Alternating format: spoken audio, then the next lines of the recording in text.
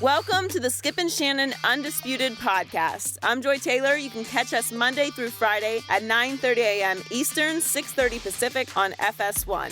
Here's what this podcast is all about. It's an unscripted, unfiltered, undisputed version of the day's show, and there is a lot to get into in today's podcast. Skip believes Floyd Mayweather is scared of Conor McGregor messing up his perfect record. Shannon gets personal in his advice for Ezekiel Elliott, saying how he conducts himself has a larger impact than he even knows. Hall of Famer Chris Carter tells us why he loves Dak Prescott's latest comments, and it shows the right level of confidence for the rookie quarterback.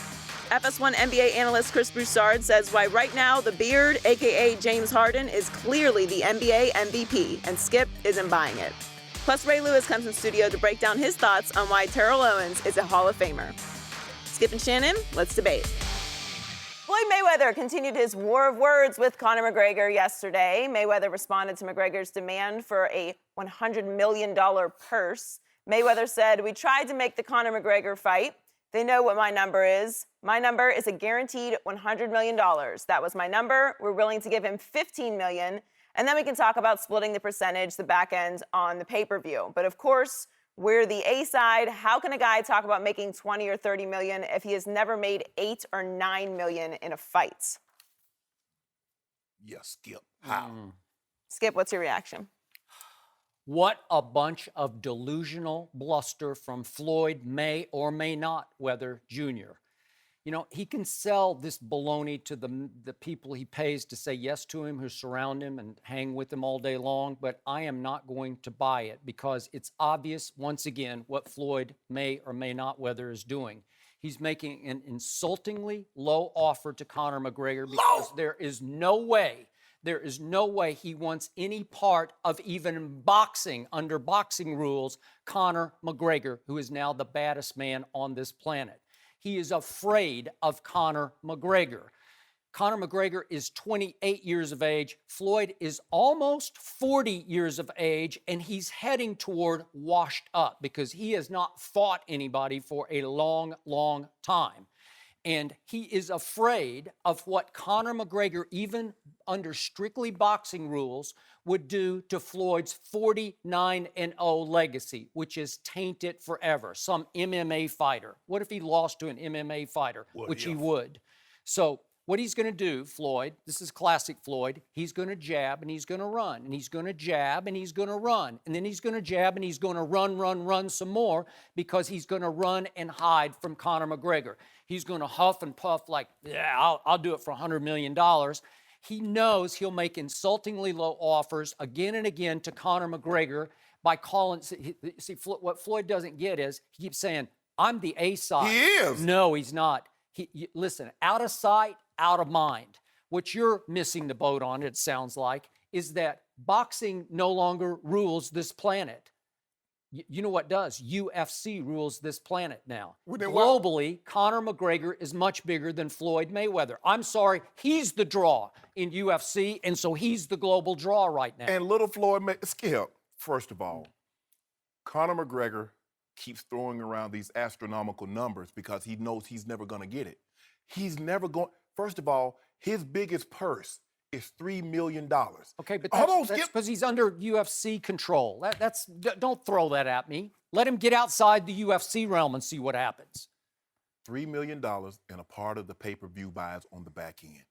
Floyd Mayweather, you're coming in his arena, which is the boxing arena, and you think a guy that's not a boxer.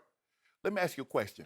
If and he said this, was asked the question, would he rather fight Manny Pacquiao or would he rather fight Conor McGregor? He's like, hey, it makes business sense to me. It sounds to me, just listening to him, he feel real confident that he can beat a guy that's not a boxer as opposed to a 7-division champ in Manny Pacquiao, who's been a boxer his entire life. I can assure you this, Usain Bolt is the fastest man on the planet. But if you offered him $1 million to race another Olympic sprinter or defensive lineman in the NFL, which one you think he's going to choose, Skip? That's why Floyd Mayweather wants him. Floyd Mayweather would take him to school. Go on YouTube and watch him sparring and watch how that guy just pick him apart. You and I both, I love Conor McGregor. I love the trash talking. I love the bravado. I love all that. But You saw what happened to Ronda Rousey when she tried to box somebody that's a boxer, that's a striker, and not play to her strengths? Because here's the thing. See, You're so missing the point. Nate Diaz made him say uncle. That's the only way Nate Diaz was going to turn him loose. Was that boxing? Hold on, Skip. Hold on, tell me. Skip. Hold on, You're Skip. making my case No, for me. Skip, listen to me. He got tapped out by Nate Diaz. He said, you know what? I cannot let this fight get to the ground. I want to stay on my feet. So guess what? Floyd Mayweather, that's all he's ever done was stay on his feet. All he's ever done was put these side people that got into that square head. So now once Floyd starts rat-a-tat-tatting on his face, what's he gonna do? He can't leg strike him. He can't take him down. He can't submit him. Then what? What did Conor McGregor turn right around and do to Nate Diaz? How did he whip him the second time? How did he whip him? He said, I'm not going to wrestle. I'm not going to the ground. I'm going to box him. And he dropped him twice right out of the box. Because Conor McGregor can box. He's left-handed with a big right hand. Skip. Nate, hold on. Oh, last I checked. Now, I could be, information doesn't travel as fast as it once did. When did Conor McGregor win a world title in boxing? When did Conor McGregor fight in the WBC or the IBF or the WBO? In MMA, in order to be successful, you need to be good in a lot of different things. Floyd is great at one thing, the art, Running. science of boxing. Running. That's what he's great at. He runs. You remember like in the 20s where they have, somebody would take off running, they slap you, and you look around like, what happened? And then they run back by you and slap you again? That's what Floyd would do. Floyd would just be backpedaling, bop, bop, bop. Oh, come on over here, Conor. Yeah. You looking for me over there where Joy is? Okay, so we're talking about a guy who's almost 49-0. 40 years of age. And help me out here. When was the last time that Floyd actually had to engage in a real fight? Help me out. And he still won't have to, because he's fighting the guy that doesn't know how to box. Here's when it was. I have to go all the way back to the Maidana fight, September 13th of 2014. That's 2 years and 4 months ago that he actually had, that was the second Maidana fight, that he actually had to engage in fisticuffs. Yeah, well, then what happened? He got Manny Pacquiao with a torn rotator cuff. A torn rotator cuff that Manny needed surgery for the next day.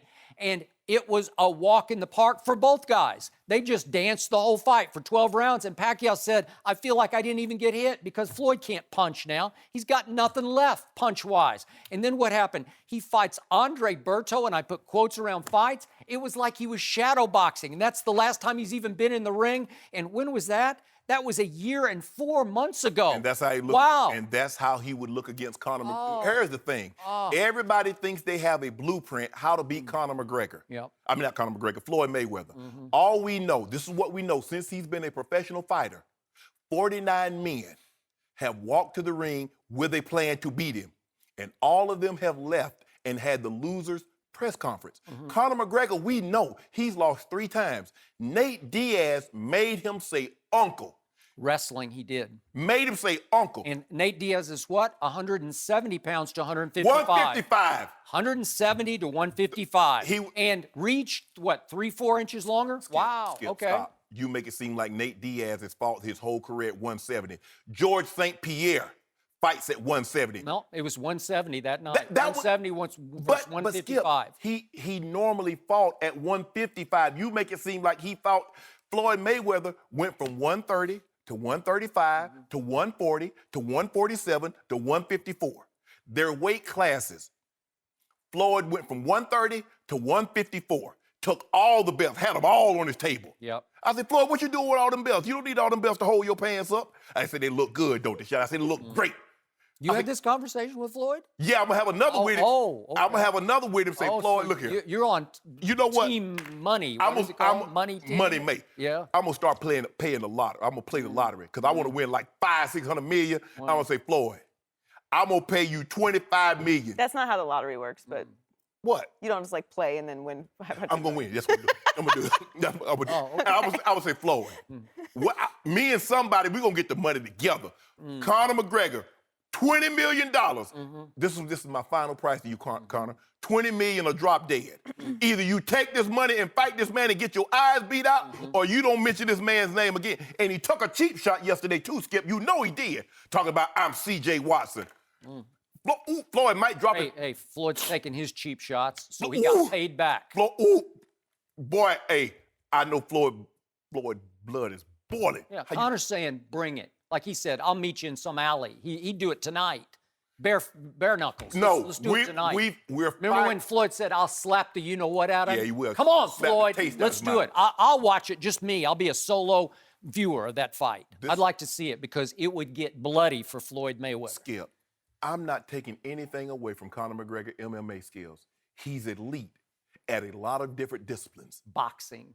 But when it comes to the game, the art, the science of boxing, there are very few boxers in the history of that sport, and it's been around for over 100 years. Yep. I went to the first 2 MMA fights in Denver at McNichols Arena when Horace Gracie won the fight. But you had to fight. See, this is why you did it back then. There were no weight classes. We don't care. Let me think. No, you do care. We just don't care. No, because you had to fight, and you won, you move on. So you had to fight and fight and fight. He submitted Ken Shamrock. So now, you're talking about people that have a lot of different disciplines. Some of them jiu-jitsu, karate, Muay Thai, a lot of different things. Skip, wrestlers, strikers. Floyd does one thing, and he does it great. So does Conor. No, he does not. Yes, he does. Go watch the second Diaz fight and tell me what happens in it. Skip. Tell me what happens. Skip. Watch the blows that get landed. So that's all he did was box. He didn't knee strike. He didn't nothing. No, I'm not saying whether did he do it. The majority of the damage is done with this and this. But see, here's the thing about boxing. The majority of the thing has to be with your hands. Okay. All of it. Fine Ain't with no it. majority. He's fine with it. No, he's not. Yeah. No, he's not. Too little. He's too willowy. You make it Doesn't have seem like enough Conor stature. McGregor my size. The dude fights at 155. He's stouter than Floyd, and he would bring it to Floyd. You know, here's the point you're missing. Floyd is old news and about to be 40 years old. And here's the bottom line to this. If this fight is ever going to happen, Floyd needs Conor McGregor much worse than Conor needs Floyd. That's the bottom line. The man made $300 million a year and a half ago, and you talking about he needs Conor McGregor. It's not about that, though. The reason he's making that money is because it's boxing and UFC. They're two different arenas when it comes to the money. But internationally, McGregor is a bigger star than Mayweather. Well, I tell you what. It's not, when like, Conor you can debate the technicalities of boxing and Muay Thai and MMA and all that. McGregor Not does the popularity. 4.4 million pay-per-view buys, call me. When Conor McGregor does 2.5 million buys, call me. Well, when he does 1.8 million buys, call me. This would do 10 million buys Well, because of Conor McGregor more than Floyd. Oh, Floyd has like 5 of the top 10 highest pay-per-views, regardless of sport. So if Conor McGregor is so big, he doesn't need Floyd. Go get 5 million buys without Floyd. Because Floyd got 4.4 without you. Old news. Old news. 4.4. Boxing is a dying sport. And I hate to admit that because I love me some boxing, but it is a dying game. Well, I tell you what, tell Conor to get in there, and MMA will be dying because their greatest golden boy would get busted up. No mercy. Aaron Rodgers and the Packers take their 7-game winning streak on the road against the Cowboys on Fox. Rodgers is 8-6 in his postseason career as a starter, but he's gone just 4-5 since winning the Super Bowl. Shannon, is Aaron Rodgers overrated or underrated as a playoff quarterback? He's very underrated. I think we look at him and we take for granted just how special this young man is. And I noticed how you even framed it in the read. Since his last Super Bowl, he's 4-6. Wait, did she make that up? Yeah, I like it that you add an extra loss on there because you think he deserves an extra loss. Well, no, I'm just saying. I mean, he's lost 4 games since his last Super Bowl, but I'll get to that in a minute. 5, but is that okay? Is it a fact? Did she read a fact? Skip. Yes. You want to go? Go ahead, Skip. Fact. Go ahead. Okay. No, you go. You go. But you just criticized our moderator, our referee, for somehow trying to bias the case, and all she did was read the fact that he's 4-5. All I know is that when I knock you out, she gives you a standing 8 count. I take a knee and there's a TKO. It's already over. It's just 4-5 since winning the Super Bowl. That's okay, he's 4-5 since he won his first and only Super Bowl. But if you look at his playoff resume, there's not a game in which he hasn't scored at least 21 points. 31 touchdowns, 8 INTs. And if you look at it, I mean, he's pretty much where he is in the regular season. He's a 4-to-1 touchdown to interception ratio guy. So that speaks volume that he's consistent. He's averaging about 272 yards a playoff game. Peyton Manning averages that. Tom Brady's about 257 per playoff start. So that in and of itself. But if you look at him in those losses, his defense is averaging, giving up 35 points a game. I don't know how many quarterbacks that's ever played or that's ever going to play. If you get into 6 games and when your defense gives up 35 points, that you're going to win that game. And what goes unnoticed is the catch that wasn't a catch against Dallas. Skip, 316, 3 touchdowns, 0 interception. The Falcons in 2010, when he went back through the teams that had beaten him, 366, 3 touchdowns, 0 interception. The Super Bowl against the Steelers, 304, 3 touchdowns, 0 interception. Skip, in his very, very, very first playoff start against the Arizona Cardinals, 423, 4 touchdowns, 1 INT, lost in overtime. So what goes unnoticed is how well he's actually played in the playoffs. And as you mentioned before, since that his first and only Super Bowl, he's 4-5. But nobody ever frames the narrative that Tom Brady won his last Super Bowl in 2004. Well, the 2004 season, 2005. He's 13-9 in the playoffs. But you don't hear that. Now, since he won that Super Bowl, his third Super Bowl, Peyton Manning had won 2 Super Bowls. Ben Roethlisberger had won 2 Super Bowls. Eli Manning had won 2 Super Bowls. But no one ever said, since his last Super Bowl win, Tom Brady is 13-9, and 3 other quarterbacks have won more Super Bowls than Tom Brady. Yes, he had been to 3 Super Bowls, but did Skip Bayless ever say he lost those? Oh, Eli Manning got lucky. I know what you're doing, Skip.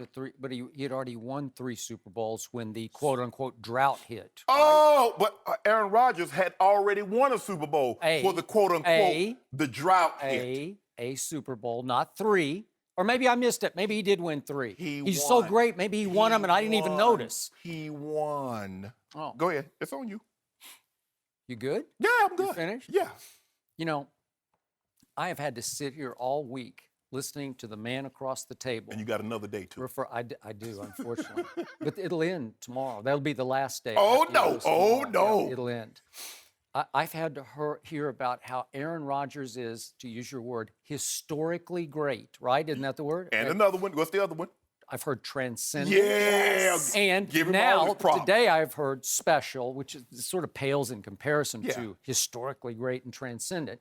I even had to sit here, whatever day it was, I think it was Monday, and listen to my friend Rob Parker, he'll be back tomorrow, refer to Aaron Rodgers, unfortunately, as the football equivalent of Jesus Christ. Lord, have mercy on all of us, please.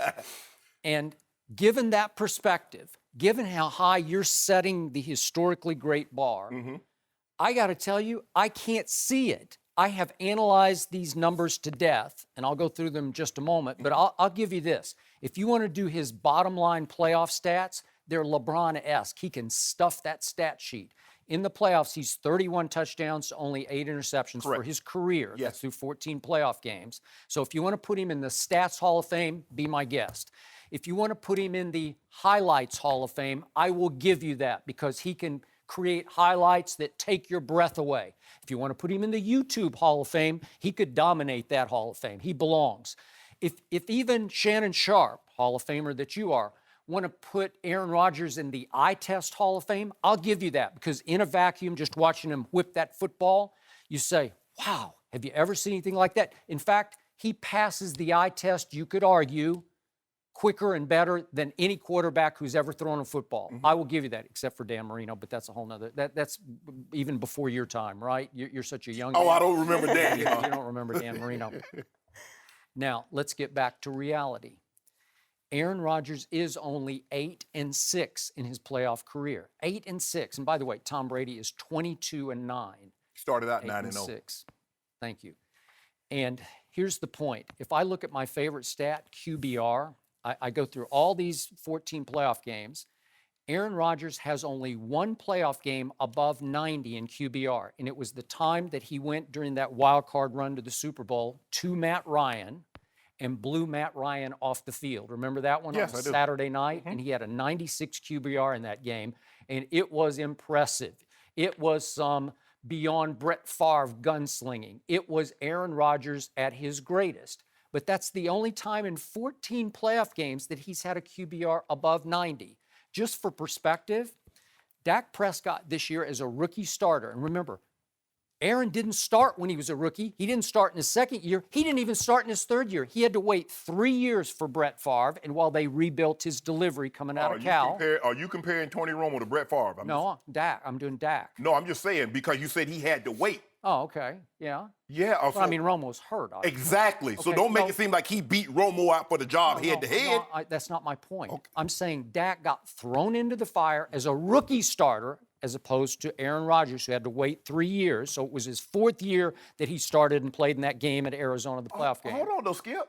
You doing Aaron Rodgers' 14 playoff games QBR. You doing Dak Prescott's regular season? Yes, and I'm going to tell you why. No, you can't. I'm about to tell you why. With no preparation, no 2-year wait or 3-year wait, the way Aaron Rodgers did, Dak gets thrown into the fire and has 5 games in the regular season, but they were big games. 5 times he went above 90 in QBR this year, did Dak Prescott. And, of course, you belittle him and say he's not even in your top 5 in the MVP debate this year. No, not. Okay, well, that's outrageously wrong on your part. 5 times above 90 in just his first regular season stint as a starting quarterback, as a rookie 4th-round draft choice. Aaron Rodgers in 14 playoff games. That's Dak playing 15 regular season games. 5 out of 15, he's plus 90. Aaron Rodgers, 14 playoff games, only 1 above 90. That's just wrong. That's not historically great. Skip, you're comparing a regular season game to a playoff? I'm just showing you what my rookie 4th-rounder did just against the schedule they played this year, where he had to fight for his job, to keep his job. He had to win game after game after game. And it was playoff kind of pressure on my rookie quarterback, and even he went above 95 times. Okay? So now let's look at this the playoff run of Aaron Rodgers. You mentioned that first game that he played, and I'm not going to hold this against him because it was first year starting, but he played at Kurt Warner in that wild card game. And it was a shootout. It went back and forth. He made a bunch of good throws because he threw for 423, and obviously their defense. It was just a classic shootout. But the game ended in overtime when Aaron Rodgers fumbled, and it was returned for a touchdown. Just for the record, okay? Again, And historically great. And for the record, it was helmet-to-helmet contact, and the play should have came back. Please. Just for perspective. Okay, I'll give you that one. Okay. Okay, so then as the wild card playoff run to the Super Bowl starts, they're at Michael Vick. And it goes back and forth, and it wound up 21-16 Green Bay. But Michael Vick has it 1st and 10 at the 27 late in that game and throws a really bad idea interception that Tremaine Williams put in his back pocket in the back of the end zone. It was just a bad idea, bad throw to Riley Cooper. But my point is, he got a little lucky there that Michael Vick didn't close the deal because he had moved him all the way down to Green Bay's 27. So I'm just saying, just keep it in perspective. He got a little break in that game. Now, let's go to the games he really got some breaks in. Let's go to this game because, I'm sorry, my guy made the catch. It was not a catch. It was a catch. Everybody except Shannon Sharpe says it was a catch. What about Everybody. Chris Carter? I think he came around. No, he said it was didn't. a call. Yeah, he did. No, he didn't come around. Yeah, he did. And, I've had, I don't know how many great receivers I've talked to who said, oh, it was definitely a catch. They're changing the rules because it was a catch, but that's okay. So the point is, you're very lucky Aaron Rodgers didn't lose that game. And then I skipped over one game because I wasn't going to do it. Who did he beat in that game? He beat Tony Romo. Oh, the Tony Romo that everybody wants to see play in the playoffs. But go ahead, Skip. Go ahead. All right, but he was lucky to beat Tony Romo because he needed a break from the officials to win the game. You do realize heading into the 4th quarter, the Packers were down 21-13, and Aaron Rodgers had a pulled calf muscle. I don't know. Go ahead. He Go ahead. looked like he Go was ahead. moving No, great I want you to me. go. I want you to go ahead. You know what? Go ahead. Every time this man can exaggerate and over-dramatize, mellow-dramatize injuries better than anyone I've ever seen. Limping back to the huddle, and then all of a sudden, he's gone. He's gone. He did not run, and you saw him the next week in Seattle, Skip. You know the man was limited with his mobility. Now stop. Yeah, and I didn't even throw this in, but I'm going to anyway, just because you're ticking me off here. But do you realize one of his playoff wins came against Joe Webb, who was having to stand in for Christian Ponder in the Vikings. It was at Green Bay. Yes. Joe Webb is a receiver of a quarter. You know, he's mostly a receiver, but he had to play quarterback that game. So there's another break. And remember, Aaron Rodgers is 8-6 in the postseason, and he got a break because one of those two above 500 is a Joe Webb game. Well, God, are you going to count that? Can I ask you a question? Did Tom Brady get a break for playing Phillip Rivers with a torn ACL in the championship game? I don't remember him having a torn He had a ACL. torn ACL. Yeah, but I remember him beating Peyton at Peyton the week before, right? Skip. Didn't he beat Peyton at Peyton? All I'm asking Wow. all I'm asking is, did you give Tom Brady, said that was luck that he played Phillip Rivers with a torn ACL? And he also beat that year, he beat David Garrard. So let's not pretend David Garrard was Warren Moon or Cam Newton or somebody like that, okay? But go ahead, continue By the way, with the conversation. in that game that you mentioned, thank you for bringing it up, Tom Brady had the greatest QBR in playoff history, albeit against Jacksonville, but he had it. You see how he did that? He had it. Joe, you saw what he did? Albeit. So he already know. He already know. Okay, but he had it. And by the way, of the top 22 QBRs in playoff history since the stat was invented, 4 belong to Tom Brady. Of those 22 top, only 1 is an Aaron Rodgers. So 4-1, Tom Brady over Aaron Rodgers. But Aaron's historically great. Hold up. Can we get those playoff numbers? Because when was the QBR stat invented? I forget. I'd have if to ask. I'm not mistaken, I could be wrong. If my memory serves me correct, Tom Brady went to the Super Bowl in 2001. They won. They went 3-4, and they played in the playoffs in 5-6. So if my memories, hold on, Skip. Well, I'm going to tell you when I think it was invented. We'll have to ask my man Tyler Korn. He's just right around the corner. Tyler. You could ask, tell me. You could ask Tyler Korn. You can ask the group name Korn. Yeah. All I know is that Tom Brady played a lot of games before the stat QBR came into existence. Thank you for making my case, because he would then probably have like 15 of the top 22. You mean the Super Bowl game? The one he threw for 145 yards? No. How about the next? How about the one against Carolina? Right? Okay. How about the one against Philly? Okay. How about that one? That'd be a high QBR. But you do know there are games leading up to the Super Bowl. But Skip, this is what you do. Wait a second. I didn't finish on my top 22. I got to throw this in. Can I get a chance to rebut? No. Well, you started it with David Garrard. Wait a second. Do you realize that in those top 22 all-time QBRs since the stat was invented? 2011. 2011, okay. Since the stat was invented in 2011, the top 22, guess who has, Aaron Rodgers has the 7th, Tom Brady has the 1st, and 4 of the top 22, but guess who has the 3rd best QBR above even Aaron Rodgers? Tim Tebow against Ben Roethlisberger in that game at Denver. Remember that? Yeah. That was even better than Aaron Rodgers' best game. Aaron Rodgers' best game was that one at Matt Ryan, but Tim Tebow has a better game. And wait, the Tim Tebow who doesn't... That completed... I'm just trying to figure out, how does the guy have a high QBR even though he threw for 300 yards and a couple of touchdowns, he doesn't complete 50% of his passes? How does that work? Because it's arm and legs. It's everything you do to win the football game. And he was accurate when he needed to be accurate in that game. He made the throws, such as the one to Demaryius Thomas to win the game in overtime, that had to get made. So he had a higher QBR than even Aaron Rodgers did at Matt Ryan. Are you going to let me refute anything? Well, I'm just piling it on. Okay. Aaron Rodgers is averaging 28.7 points per game in the playoffs. Tom Brady is averaging 26. That's impressive. Okay, your defense matters in the playoffs, correct? When team allows 24 points or less, Tom Brady is 18-3. What's Aaron Rodgers' record? I don't know. 7-1. That's not that much better, actually. 18-3 versus 7-1. When the team allows 24 points or more, what's Tom Brady's record? 4-6. So clearly, now, in 6 of Aaron Rodgers' losses, his team is giving up 35 points. Tom Brady defense gives up 24 or more. He's the same record as Aaron Rodgers, and his defense is giving up 35. I don't want facts to ruin your argument, Skip. It doesn't ruin my argument, because when you lose at San Francisco and give up 45 to Kaepernick, that's going to inflate that statistic dramatically. Hold on, Skip. They gave up 51 to Arizona. Yeah, okay. They gave up 45. In 6 of his losses, they lost in overtime in 3 of those games, and San Fran had a walk-off field goal in the other. So 4 of his 6 losses came down to overtime, in which two of the games, he didn't even touch the ball. Okay. He didn't touch the ball, Skip. All right. Can we talk about that one game at Seattle to get to his second Super Bowl? Yes. When they were ahead 19-7 with 10:53 left.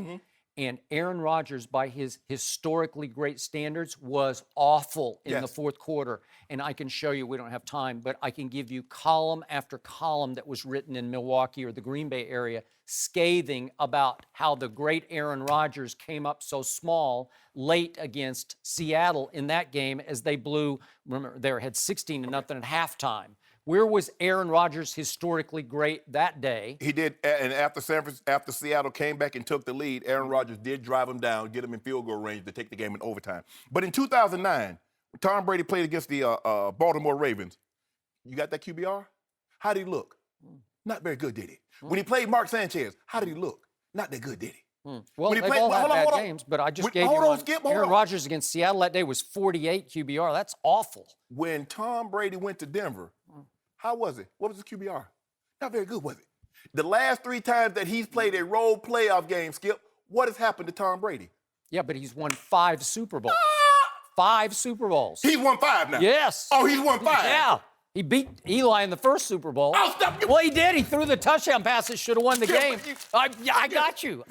Skip Bayless, 5 Super Bowls to 1. Game over. Skip Bayless, you ought to be ashamed of yourself. I'm not ashamed. You know this man has 4 Super Bowls. I'm just telling you the truth. But you want to give him He credit. threw the touchdown pass with 2 minutes left to Randy Moss that made it 14-10 New England. And then we know what luck happened after that. Well, you know what? I'm going to pull one of them back. Because Seattle Seahawks shouldn't have thrown that pass. So now he's back to 4 again. Skip, but I can't even believe you, Skip. You go, he won 5 Super Bowls. How can you say historically great? I don't get it. 31-8. We'll see the historically great Rodgers take on the Cowboys on Cowboys Sunday. are going home on Sunday. Coverage starting at 4 Eastern on Fox. No mercy. James Harden and Russell Westbrook are the favorites for the NBA MVP right now. Westbrook is averaging a triple-double after getting his 18th of the season last night. Harden is nearly averaging a triple-double, and the Rockets have won 20 out of their last 23. We're joined by FS1 NBA analyst Chris Broussard. Welcome, Chris. Thank you. Good to be good here. ring to it. That FS1 analyst. I like that. Yeah, I like that. What's on that? I like that wristband got the king on it. LeBron Well, said it's not a reference to LeBron, but No, Chris is objective. word, Yes. Chris, who's the MVP right now? You know, it's hard to imagine that a guy could average a triple-double and not be the MVP. Well, then pick But the guy averaging the triple-double. I think it's clearly James Harden. His numbers are only slightly below Westbrook's. 28 points, 12 assists, 8 rebounds a game. And this is the key factor. They are on pace, the Rockets, to win 62 games. I don't think anybody on earth, other than maybe Harden and Mike D'Antoni, would have predicted that he would be putting up these numbers and they would be winning at this rate. All the other teams on pace to win 60 or more, Cleveland, Golden State, they got multiple All-Stars. Right. And the other two, Cleveland and San Antonio, they got more than 2. So in the 70-year history of the NBA, I did a little fact-checking, there has never been a team to win 60 or more games with only one player. Like, a superstar has never led his team to 60 or more wins without a teammate who at some point in his career has been an all-star. Not Michael Jordan, not nobody. Okay, do you think anybody on this Rockets team will ever be an all-star? I don't see it. Eric Gordon, Ryan, no. Trevor Ariza, Montrezl Harrell. They're never going to be Patrick all-star. Beverly. Like, Jordan did it when Pippen wasn't an all-star, but he still was Scottie Pippen and became an all-star. Right. Karl Malone did it with John Stockton a year that Stockton didn't make the all-star, but he was still John Stockton. And by that time, it was 1998, he was an all-time great. Did Steve Nash have all-star teammates? In Houston, Stoudemire. Phoenix, Amari Stoudemire, Sean Marion. I'm glad you brought up Nash. Check this out. Harden's averaging 11.8 assists. We know that's leading the league. Nash, who was a great point guard, we know, in the same system in Phoenix with Amari Stoudemire, Sean Marion, Joe Johnson, a bunch of all-stars around him, he never averaged as many assists as Harden is averaging right now. Steve Nash. You watch Harden, he really is distributing, orchestrating the offense. Westbrook does that maybe half the time. The other half, he's trying to get his, and then he'll kick it to a guy when he can't. Harden is setting people up. Then defensively, I know everybody wants to rip him for his defense. Opponents are only shooting 44% against Harden when he guards them. When Westbrook guards them, they're shooting 51%. So it's clear. Are you calling James Harden a great defender? No, I'm just saying. Did you watch the game last night at Timberwolves? I'm not saying he's a great defender. He was awful last night, and they got blown out because he couldn't guard anybody. Oh, hold on. They lost their first game in 11 contests, and you going to rip him? Well, I'm going to rip him for not playing defense. He was roaming all over the place. All I'm saying, look, they're 16th in the league in defensive efficiency, and so he can't be that bad that he's not taking the defense down. And like I said, they're shooting 44%. That's good. That's below the league average. So I'm not saying he's a good defender. Don't get me wrong. I'm just saying this, narrative that he just doesn't guard anybody and is absolutely the worst defender in the league is overstated. We're voting for the MVP today. And It might change. It might change. Because you know it's going to change. The guy on the left. The guy on your left. They just lost 2 straight, right? That's okay. Don't worry about it. They're not even on pace to win as many games as the Rockets right now. Which team does number 23 play for? So they'll be there next. It's James Harden. And it's not close. Because when you look at James Harden is really actually trying to improve his teammates. He's not trying to jump over Steven Adams and Collison and trying to snatch rebounds. One guy goes out, and if the triple-double happens, it happens. The other guy goes out with the intent to get it. And the Houston Rockets are 6.5 games clear of the OKC Thunder. Now, they are the Thunder moved up to the 6th seed last night because the Grizzlies lost, because they beat the Grizzlies. They're tied for the 5th best record in the West, so that's I said good. When it's all said and done, and Chris thought they could possibly be 4 or 5, I say I'm thinking more like 6 or 7, maybe even 8, but I'm going to stay with my pick of 6 or 7. That's what they'll be in the West. And I just Russell, let's go head to head. The Rockets and the Thunder played 3 times. Houston's beat them 2 out of 3. Who has the better team? You make it, hold on. Well, I mean, I think you look at those supporting cast, they're comparable. Comparable, very Steven Adams is the best big man of those 2 teams, right? Yeah. Hold on, nobody was singing Eric Gordon and Ryan Anderson's praises those before are 2 this of the best year? shooters in the league. 2 of the best, the top 10. You know, what have they done in their career? I don't know, but this is a new day. New coach. New system. Hold on. Right? That man is making it happen, the one with the beauty. Ryan Anderson has been on, let's see, he was at Orlando, he was at the Pelicans. Gordon wasn't Gordon with the Clippers? He was with the Clippers, he was with the Pelicans. His problem mainly has been his health. And he just got hurt. Tell me when you're finished. And Trevor Ariza. I'm tuning you out. You going to say Westbrook? Yeah, of course he's going to say Westbrook because that was his guy. This isn't even close. He's going to win the MVP. It isn't even close. He said he's going to stick to his conviction. He's a man of his conviction. He picked him, and he said he's going to average a triple-double. And you know what, Skip? When Skip Bayless get on that ledge, I ain't trying to talk his butt up off it. Go ahead, Skip. Westbrook could get hurt. Help me out here. For the rest of the season, you still say he's averaging a triple-double right now. Aren't we getting close? But that's it. That's it. Just because he's averaging I just getting started. 42%. You just said, I went way out on the limb and I said it, and he's doing it. So once again, I'm right. Once again, I'm right. Can I ask you a question? How's the team doing? Wait a second. 31, 11, and 11 he's averaging? Wow, that's pretty great. So now, let me start. It's really 10. You round it up. Well, you have 10.4 5 assists or something. 10.5, you round up to 11. Something's 10.4. The rebound. Well, James went up last night. They're He had great big numbers. assists. He had They're 14 great numbers. last night. Okay, I want to hear this. Well, I did it correctly. I rounded up. If you get to 10.5, you get to go to 11. Okay, well, Harden is at 29 11. points a game then. Okay. He's 28.6. That's not right. That's not right. He's got 29. I gave you 29. That's what I said, Harden. That's what I said, 29 points. Yeah. All right. What's the most hallowed stat, the most respected stat in basketball? It's the John Hollinger stat, PER, player efficiency rating.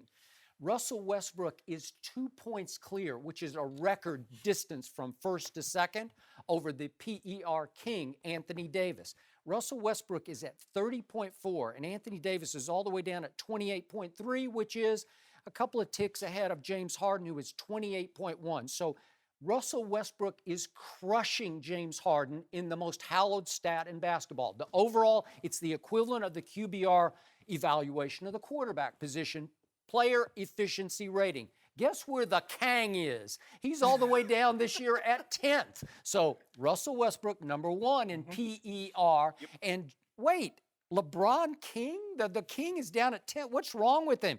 This is the worst of his. That can't be. That cannot be. Yeah. So now let's get back to what's happening with a team that's not even close to what Houston has. When Russell Westbrook has triple-doubled 18 times, they are 15-3. When he doesn't have a triple-double, they are 9-13. That's case closed because the star in Houston is now the system that somehow made Steve Nash the MVP back-to-back. Everybody said, well, he should have. I give you the second year. I thought Nash deserved them both, personally. But it has a lot to do with the system you're running because even though Nash was doing it a different way than James Harden, Nash was hard to keep out of the paint because he was so quick. He had a gear that you almost couldn't sort of anticipate where he could get in the paint. James Harden can obviously get in the paint, and he's kicking it to three-point shooters who are jacking up his assists because they have made 126 more three-point shots than any other team because those two guys so many more. Well, I'm just saying, but Eric Gordon and Ryan Anderson, they can shoot the lights out. And Trevor Ariza ain't bad either. So they're surrounding him with snipers. He gets in the lane. He kicks it out to the open sniper just the way LeBron often does in Cleveland. And it's jacking up his assists. And I'm not taking anything away, but the system is the star there. When you say he doesn't have star teammates, he has a star coach. Was he a star coach in New York and L.A.? They couldn't play his system, I guess. I don't know. He didn't have the pieces. Every point guard can't play this system. Yeah, I got it. And let's face this. This is the first time ever that James Harden has played point guard. Not in high school, not in college. Now he's moved to Russell Westbrook? He's moved to the toughest position in the league, and he's playing it better than anybody. And Russell Westbrook came out not as a point guard, as a two-guard who was known at UCLA for his defense. He's not known for his defense. Well, I'm just telling you, neither is James Harden. No, but it's a little bit better. But let's be real. And Chris, you and I were talking off the air. What point guard, elite point guard, let's take the top 5 or 6 point guards, what point guard can stop the other from getting 30?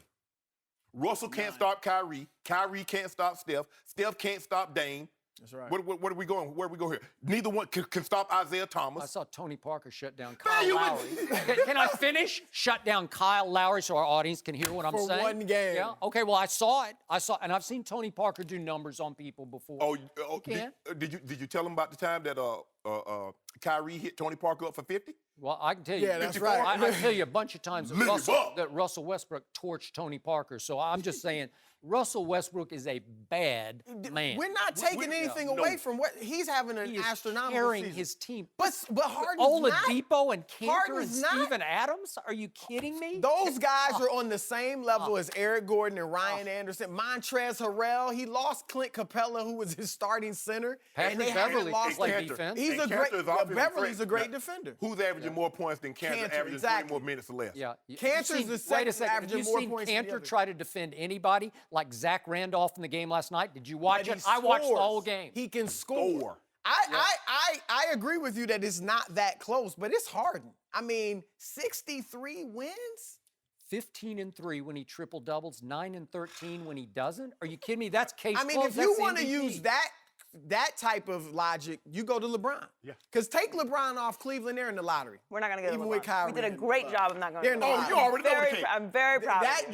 They're in the lottery. Very proud of you. What you going to do to KD Now, when Skip talked about LeBron, you just sat there and smiled. Ask him. Skip can do whatever When he was ripping LeBron, you sat there and smiled. Ask him where he is in PER right now. Who told you that's the most hallowed stat? Hollinger? Yes. No, that is not the most hallowed stat. And be sure to check out Chris's brand new podcast, In the Zone. The Cowboys host the Packers Sunday on Fox. Yesterday, Dak Prescott was asked how he fits into the group of current playoff quarterbacks with Super Bowl rings. Let's take a listen. I want to get to where those guys are. That's a good shot. I want to win multiple Super Bowls in this league. It's great just going against those guys, seeing those guys on the other side, and just watching them, but knowing I have a good team and a team that can beat them. We're joined once again by Chris Carter, but Shannon, I'll start with you. Do you have a problem with Dak already saying he wants to win multiple Super Bowls? No, I don't. But that's not mutually exclusive to him. I'm sure you've asked anybody. I mean, what else was he supposed to say? No, I'll just be good with one. If we win it this year, I'm good. No, he's gonna say he wants to win multiples. But they phrased it. You know, you're looking at the other quarterbacks that's in here. Tom Brady has 4, he's gone to 6. Ben has 2, he's gone to 3. And so obviously he wants to be thought of when it's all said and done in the same breath as these guys that's won multiple Super Bowls. But like I said, what else he was supposed to say? He was asked a question. You know, they mentioned certain quarterbacks by name, and he's like, yeah, that'd be great to be in the same room, in the same conversation as these guys once it's all said and done. And I'm, 10, 12, 13 with Tom Brady's in his, I think, 16th or 17th year, to be thought of like, well, Dak Prescott is a multiple Super Bowl winner. So I don't really have a problem with what he said because I don't really know what else they expected him to say. You know, to me, I'm a big person. I believe in visualization. I believe in also saying what you want to be. I believe in writing things down. When I was 12 years old, my brother, he was an NBA player, and he told me he thought I was going to be good. And he said, I dare you to write down, because at the time I was a great basketball player and a great football player. He said, I dare you to write down the 5 schools that you want to go to. So I wrote down the 5 schools that I wanted to go to: basketball and football. In football, USC, Michigan, Ohio State, Pittsburgh, University of Miami. In basketball, I wanted to go to Georgetown, Louisville, Kentucky, Michigan, or Ohio State. Those were the schools. So I wrote them down from the time I was 12 years old. I put it on a raggedy piece of paper, put it up in the projects on the wall. You know, in the projects, you put all kind of stuff on the wall. Anytime you can put something on the wall compared to that ugly paint that they got, that's what you do. So I'm a person, I believe that visually, and seeing things and also saying what you want to be. Like if you really want to be it, say it. Take the confidence to say it, because it's a greater chance to achieve it if you can say it.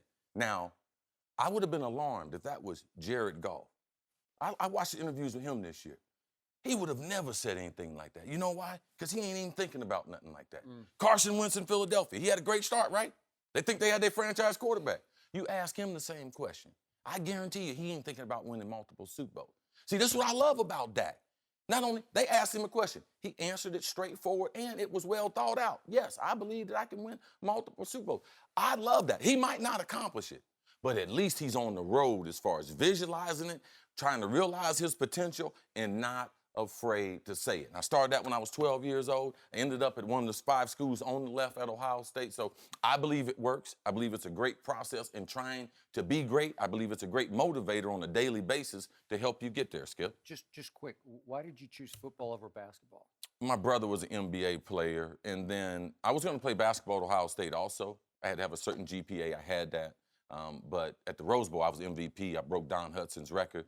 And the football coach told me if I get in the weight room, he thought I could be the first All-American Ohio State. So I switched over right after the Rose Bowl. I got it. I'm surprised at both your answers, because I would have thought when he put an S on Super Bowls, plural, I want him in multiple Super Bowls, I thought it would have rubbed you the wrong way and rubbed you the wrong way, just because of the discussions we've had earlier this week about he has no idea, nor does Zeke, what's about to hit them right between the eyes 1,000 miles an hour, which is playoff intensity, because you can't teach it or coach it or explain it until they experience. Right. Right? Yep. So I would have thought you would have said, man, that's pretty presumptuous of him. But you didn't, because I think he's earned enough of your respect just in the regular season by backing up the fact that he had to win his job for basically 15 straight games, and he won 11 in a row, that you finally said, okay, I'm good with it, right? He should shoot for the moon. Shoot for the stars. But if he missed the stars, he land on the moon. That's a hell of an accomplishment. Okay, but I thought you would have thought it would be presumptuous on his part to even open his mouth and let that, like, how dare him? Probably the reason why is because his words are very, very calculated. And we've heard all the other interviews. It's not like just some random rookie saying, so I'm going to win multiple Super Bowls. Yeah. If Cam Newton would have said that, I think we would have looked at it differently based on the way Cam has presented himself to the media. Dak has been buttoned up. If Cam had said it when? After his like first year? His first time in the playoffs, just like Dak. Okay, all right. So the first time he had some success. It didn't have to be his rookie. What I like about Dak is that when you say something like this, you know what that means? You got to stay in the lab. You got to put the work in to make sure you get back to this moment. See, once you put it out there, it's there for eternity. we can always go back. You remember Dak's rookie year? He said he wanted to win multiple Super Bowls. It's just like anything. Like CC said, he dreamed of 12 years old of going to these certain schools. So once you put it out there, once you see it every day, because I wrote down 10 things. The number one thing when I wrote down my list, Super Bowls, all that, the number one thing was health. Because I felt if I was healthy, all these other things could be accomplished. Okay. So with him, he's saying, I want to win multiple Super Bowls. I know he's going to do his homework. I know he's going to be prepared. I know he's not going to put himself in harm's way. And so he's going to give himself every chance to accomplish what he said. And that's what my brother, he really wanted me to do was, Chris, this will give you, it's a dream, but it also will give you a pattern of behavior. It will get, because if you're not dribbling with your left hand, if you're not dribbling with your right hand, if you're not working on your outside shot, like if you're not going to play defense, if you're not going to be in condition, like you're not going to be able to do these things. So this is the roadmap to getting to some place called there. And I believe Dak's going to get there. And by the way, to your health point, he knows they are the healthiest they have been all year long, 2 weeks to get healthy for this game. Yes. And the redeeming value to this quote was what he said at the end of it, when he said, I want to go up against these great established star quarterbacks because I know I have a good team and a team that can beat them. Well, that became from an I quote to a we quote because he knows that he's got the goods around him, and they've all backed it up together all year long, and that he's just been the orchestrator, but he's not the Aaron Rodgers of this. He doesn't need to be Aaron Rodgers, right? Right, yes. Okay, so I was good with it, even though I will be the first to admit, when I read the first line, I cringed because it's kind of like it's the wrong time. Don't say it for the Packers. But even this quote is just like him playing, Skip. Just got to watch it. Take its time. Like, Dak is never in a hurry. Just like this interview. He got to the good part. Just like typically in the fourth quarter, that's when he plays his best. So I believe the playing style matched up with the interview. Good. Yeah, it did. Nobody plans to fail, but a lot of people fail to plan. So when you lay it out, when you tell, for me, motivating. Wait, who said that? Huh? Mary Porter didn't say that. I said that. You said that. It's a version of a man without a plan is not a man. But the thing is that when you're motivated to do something, Skip, when you grow up, like CC grew up in the projects, I grew up in a 1,000 square foot cinder block home. No paneling, tin roof, you could see the moon, and my grandmother said that the only thing she wanted was a house that didn't leak when it rained on. I'm 13. Skip, from that moment on, the only thing I thought about, get to school, get to the NFL, and get Mary Porter dry. That was the only Skip. I went to one party in college. When they were partying, the weight room, we called it the dungeon, was up underneath the gymnasium floor. I'm lifting weights. I'm reading magazines of what I wanted to be. Rolex. I want a Rolex. I want a Ferrari. It drove me, Skip. It drove me to get to that point.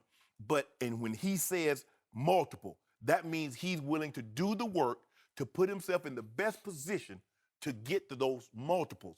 CC put himself in the best position to go to the school he wanted to and to get mama out of the projects. I did everything I possibly could, my brother and I, to get Mary Porter out of the project. That was my only thing, Skip. I didn't care about being famous. I didn't care about anything. As long as Mary Porter could spend the remaining years of her life dry, I'll have accomplished everything I needed to accomplish. And why do we put limitations on these kids? Like every time they do an interview, like no one's supposed to dream, no one's supposed to be good. Like there's only 24,000 men ever played in the National Football League. All of them are good. All of them got a certain sense of pride. So all of a sudden, when they finally say something like, yeah, you know something? I'm a 1%er in life. I'm 1% of the 1% that went D1. Man, I want to be great. This is not good enough for me.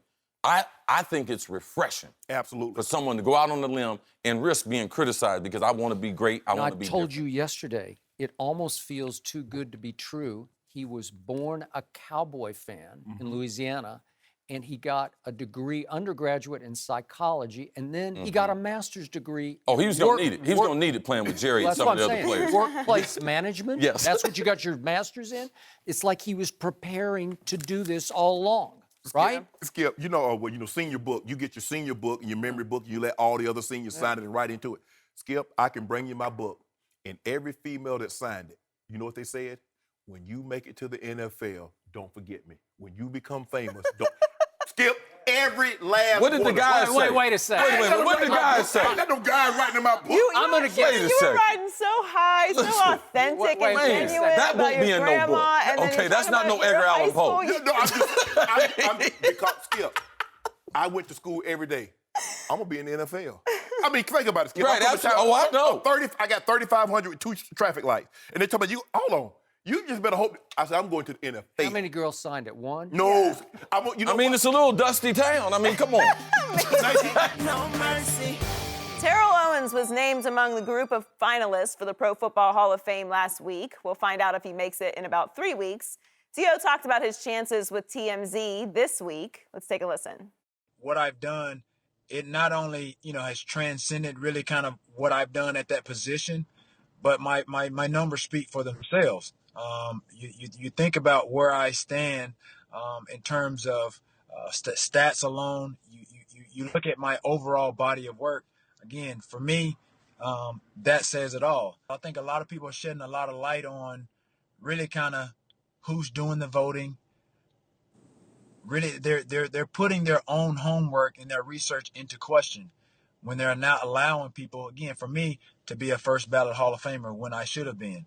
And that's not to discredit, or discount anybody at my position that was going in with me. But again, if it's based on stats and that alone, then it's a no-brainer. No-brainer. We're joined by Ray Lewis. Welcome, Ray. Shannon, I'll start with you. Does T.O. deserve to be in the Hall of Fame? Absolutely. Terrell, El Dorado, Owens, definitely he deserved to be a first ballot Hall of Famer. Now, there's nothing we can do about that because Nick last year is not coming back.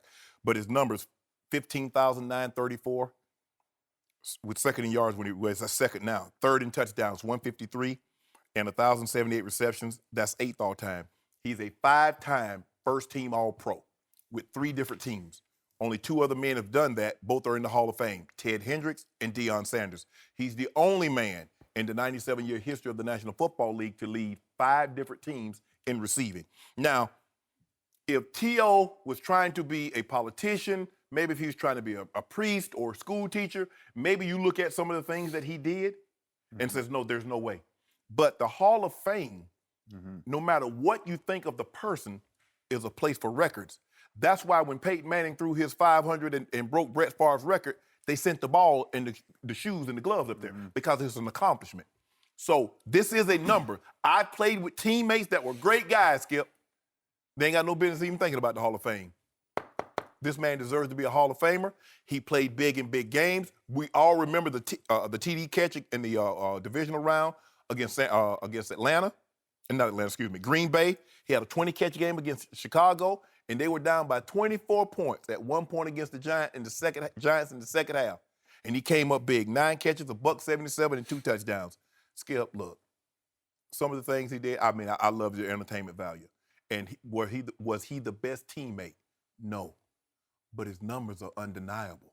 And at the end of the day, they keep records, stats in the Hall of Fame. There's nothing on your plaque that says he tore a locker room apart, he wasn't a good teammate. But they will have his numbers on that plaque. And with that being said, they need to do right by this man and put him in the Hall of Fame. Okay. If we're talking pure numbers, I'm first ballot, Terrell Owens. The conversation, the only reason that Terrell Owens was not a Hall of Famer, a first ballot Hall of Famer, was everything else. But that's not what it's... I'm telling you, I'm telling you, Terrell Owens is by far a lock for the Hall of Fame. If it's me, I'm putting Terrell Owens in the Hall of Fame without question. Yes. Let's take this chance and let's let these young kids and let's let everybody else learn from his mistakes in his game. Because I get everything you just read off. That's why I wanted you to go numbers. Because everything you read off, facts. One of the most dominant receivers I've ever seen play the game. That's factual.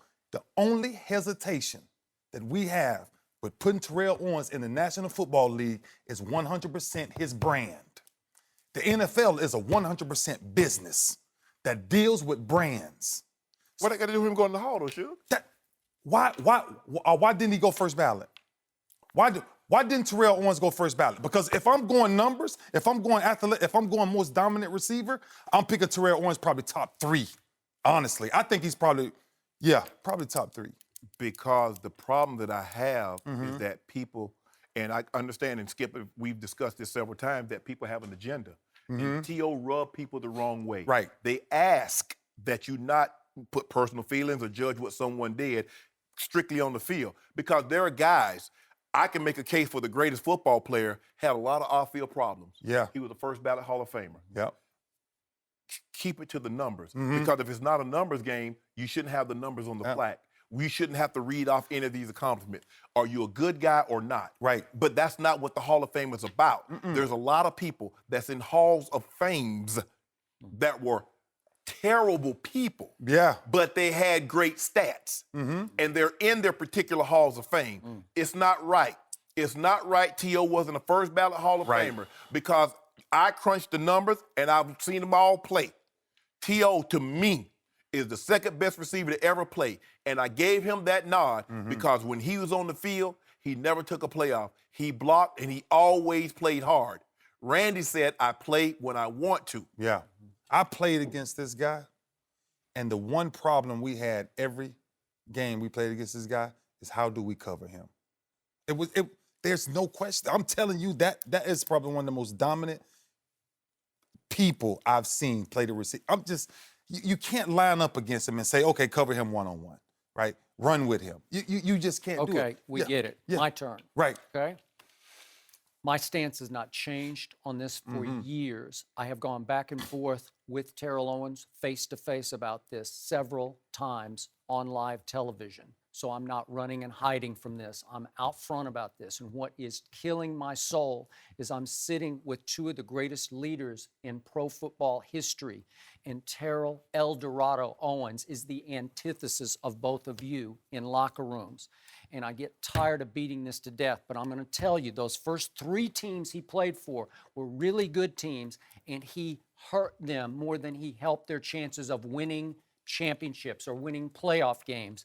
Because let's go back to the 49ers. I cannot tell you, I covered the team. I supported him publicly in the Bay Area for a while until one teammate after another pulled me aside in or around the locker room and said, you have no idea what you're doing. He is tearing our organization apart. He went after the head coach publicly, the coordinator publicly, and he went after his quarterback, Jeff Garcia, personally, publicly, and campaigned for the backup, Tim Rattay, to be the quarterback. I can tell you I am close with 3 prominent Philadelphia Eagles from that team that he was on that you had a problem with, that you had a hard time beating. And those 3 very prominent Eagles will tell you to this day, he tore our locker room apart, and they have absolutely no use for him, and they are with me on this. How could you put that man in the Hall of Fame? Bill Parcells, a Hall of Fame coach, did not want him in Dallas, Texas. And I have one really good source in Dallas, a former very high pick for the Cowboys who played on this team, who said, and I quote, he tore our locker room apart. He split it 50-50. About half the locker room loved him, and half of the locker room had no use for Terrell El Dorado Owens. So I just gave you 3 teams that were all really good teams that before the year you thought they had a chance to go places, and they didn't go any place because he tore them apart. So in the end, how can how can you put that man, despite all the numbers, I give you all the numbers. Boy, he had greatness written all over him. But when it came time to be a teammate, he hurt his team more than he helped it because he was a force in that locker room, but he didn't have a Ray, he didn't have a Shannon to rein him in and pull him back. He had some issues psychologically, and he would just go crazy and rip the team apart because he was that strong of a personality. So to me, that's just me. I'm not going to put him in the Hall of Fame. And I don't like first ballot, second ballot. I don't like it that they made you wait 3 or Chris 6. I don't even get that. You're either in it or you're not in it. I don't like it. Like it's one time or not to me. And my gut tells me, my better judgment tells me he's just he doesn't belong in that hallowed place with your bust and soon to be your bust. Skip, I'm a firm believer. If one man can tear a locker room apart, it says more about the locker room than the individual that tore it apart. You could be. They didn't have the leaders that you guys were. You look at Jeff Garcia. You look at his numbers with T.O., and you look at his numbers without T.O., speak for themselves. I don't know about that because he even went to Philly and took them into the playoffs. Who? Jeff Garcia did. And so did T.O. went to Philly and took them to the playoffs. And he went to Dallas and took them to the playoffs. So, Skip, I get it. If you want to judge, if it's about numbers, you should put him in. Right. And that's what the Hall of Fame is based on. Numbers. We're starting to. Hey, you keep telling me 5 teams, he tore up 3 or 4 teams. 3. Guess what? 2 teams couldn't wait to pick him up. San Francisco was ready to get rid of him. Philly couldn't wait to grab him. Philly They got have sick no of idea him. what they were getting into. Dallas couldn't wait. Now, Dallas could wait. The coach said no. The owner said Who box signed the office. checks? Who signed the checks? Box office. Blank screen, numbers alone. Terrell Owens gets in. I agree. Blank screen. I'm with numbers. you. Yeah. Terrell Owens gets So in. let me ask you a question. I'm with you. So under that premise, Yeah. any priest should be allowed to go to Canton. Because if it's not about numbers, That's and it's- not true. That's so- a terrible analogy. So what? So Skip, terrible. it's a That's numbers. Why do they ridiculous. put? What do they put on your plaque? Not being a priest, because Terrell was fine off as far as misbehaving. But that's what I'm thinking. This is locker room. That's what I'm saying. Yeah. So what? He wasn't a model teammate. He came He was to a play. destructive teammate. Skip, what do they put on the plaque? Every plaque, whether you play football, Numbers. basketball, they put the numbers. Numbers. Skip. There's a reason why. So when you see that plaque, you need to know why this guy's So here. put him in the fantasy football. Stop it, I'm Skip Bayless. serious. Numbers. All right, we'll leave it there. The 2017 Hall of Fame T.O., class you will be go in there voted this on year, and bro. announced the day before the Super Bowl on February And I'm gonna 4th. get my popcorn ready, T.O. No mercy. This is the Skip and Shannon Undisputed podcast, where we're delivering you an unscripted, unfiltered, undisputed version of the biggest topics of the day's show. Be sure to subscribe to the podcast on iTunes, like us on Facebook at Undisputed on FS1, follow on Twitter at Undisputed, and catch us at 9:30 a.m. Eastern, 6:30 Pacific, Monday through Friday on FS1. You can find us on channel 219 on DirecTV, 150 on Dish. Such a fun show today, guys. Thanks so much for listening. I'm your host, Joy Taylor. We're back tomorrow for our final show of the week when we're joined by Hall of Famer Chris Carter, and Chris Broussard comes back to break down all the latest in the NBA. We'll see you guys tomorrow. Fox Sports 1 of 1.